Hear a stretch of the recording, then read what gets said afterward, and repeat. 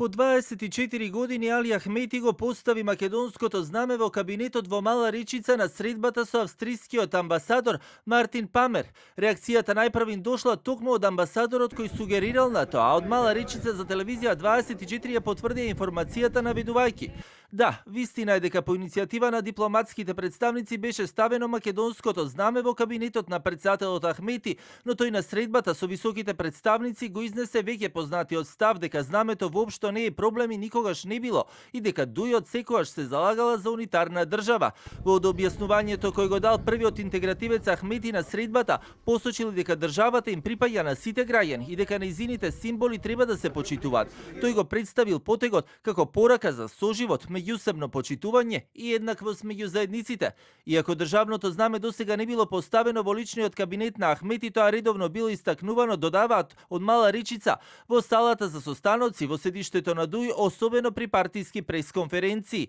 Сепак интегративците особено овој период беа актуелни со прашањето за законот за правична застапеност, кој остана заглавен во собраниска процедура токму на седницата кога се појави првиот интегративец Ахмети, кога неговите пратеници бараа да се стави на гласање законот, но и да покажат дека можат да го бутнат со голем бадентер, доколку власта очекуваше тоа да го протне со мал. На седницата не присуствуваше тогаш собранискиот спикер Гаши, а пратениците на Дуј се јавуваа со чести и долги процедурални, па законот, иако бараа да биде ставен погоре, сепак остана заглавен, а точките за високо образование беа префрлени на нова седница, на која и денеска пратениците се јавуваа со процедурални и обвинуваат дека собранискиот спикер Гаши не го почитува деловникот. Уште еднаш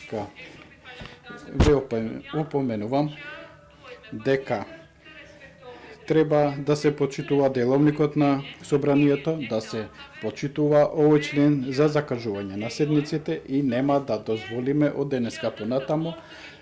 на ова форма да се злоупотреби деловникот и да не се почитува членовите на овој деловник. И јас ви благодарам. Деловникот е јасен. Јас се обидувам да ги закажувам седниците и да ги водам секогаш според деловникот, според член 74 стат 2, кога има седници. Ние можеме материјалите и порано да ги доставуваме кога имаме итни седници и ќе се обидеме максимално да бидеме во согласност со деловникот и отворени за диалог со опозицијата и одржувањето на седниците да биде секогаш според деловникот и условите кои што се предвидени со деловникот. По оваа процедурална расправа изгласан беше само дневниот ред, а дискусијата за законите за студентите и за законот за високо образование најверојатно ќе продолжи по одморите кон крајот на август, откако пратениците ќе се вратат во собраниските клупи.